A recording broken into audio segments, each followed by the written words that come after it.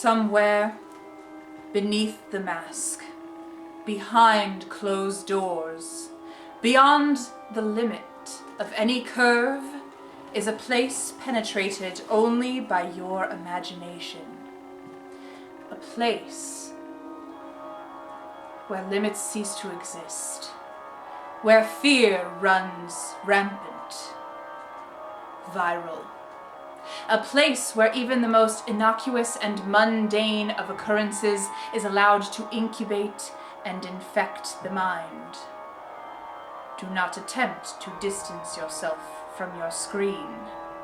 For the next few minutes, allow yourself to go outside, into the world of COVID tales.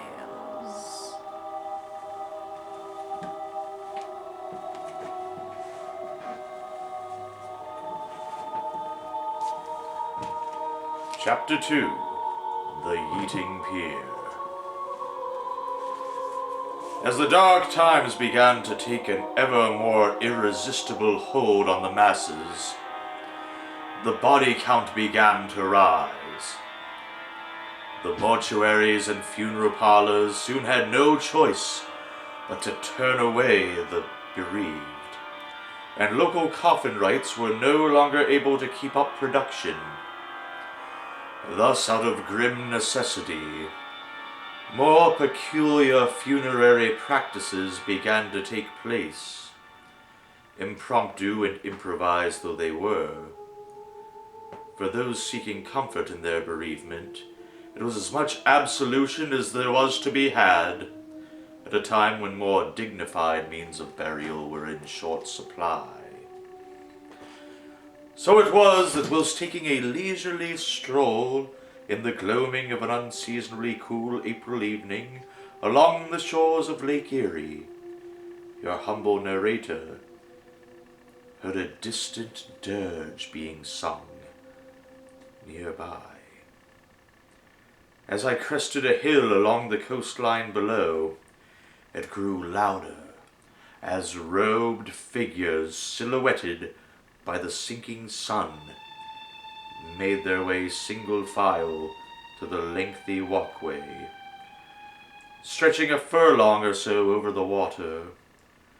Alas, though I'd only heard it in hushed whispers, whispers I had heard but did not believe, I quickly surmised that I had happened upon the Yeeting Pier.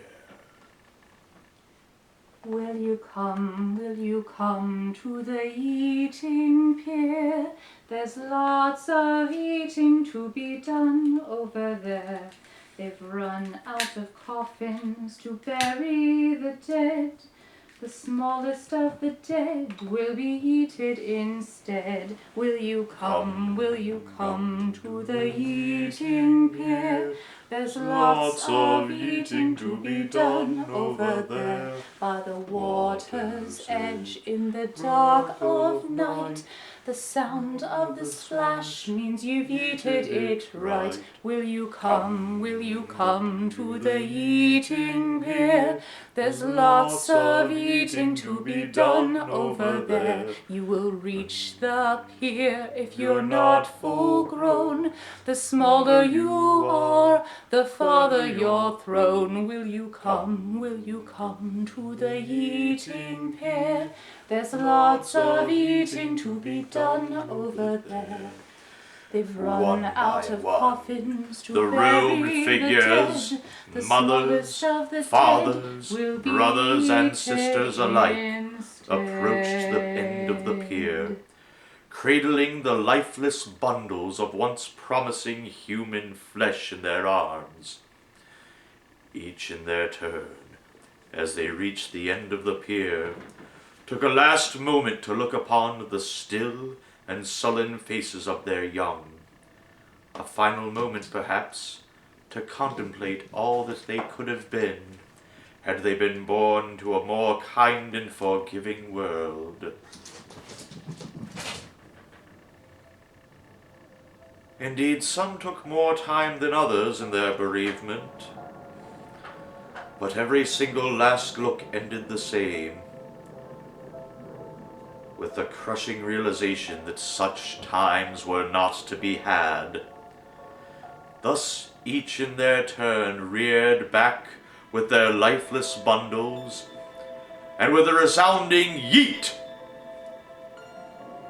hurled them into the choppy waters of Lake Erie. Indeed, the lake was truly living up to its name, as with every passing moon, an untold number of souls was sent to their final resting place within. In amongst the same lake whose tempestuous waters had taken so many before.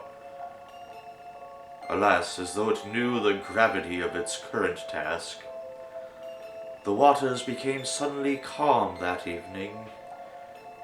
Thus the Yeeting continued on with a grim but dignified decorum. But near the end of the procession stood Mary Ann, a single mother of 100 years old, cradling her first and only child's remains.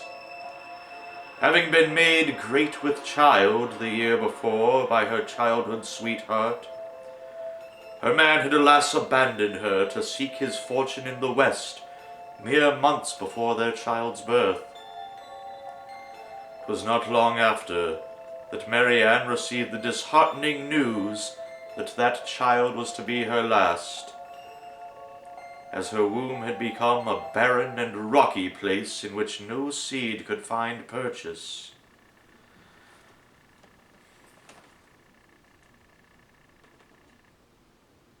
Now, as your narrator witnessed Mary Ann's approach to the end of the Yeeting Pier, he knew none of this story. Alas, he would only read about it in the local newspapers, one of the last stories they would print before they too closed their doors. But the sight I witnessed that sundown was one that would be burned in my memory for years to come. As Mary Ann arose from her inconsolable sobbing, she appeared to regain her composure and ready herself for the yeeting that was at hand. But as she reared back to yeet her lifeless bundle into the hungry waters, even at a distance I could see a calm, an eerie calm come over her, as though she knew her journey, like that of her child, was complete and at an end. Thus I watched as Mary Ann yeeted not only her child, but her own self into the waters below.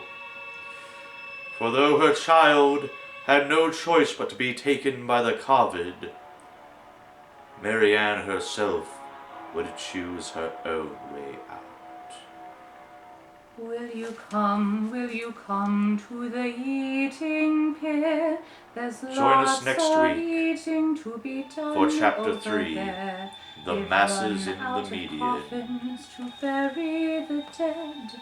The smallest of the dead will be eaten instead.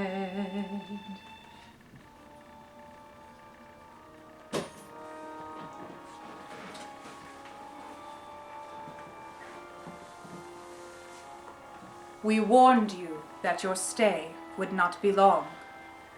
You are safe now, behind your mask, behind closed doors. But isolation, too, can take its toll. Soon, very soon, you'll feel that familiar itch, like a tickle in your brain, the urge to once again venture forth into the world of COVID tales.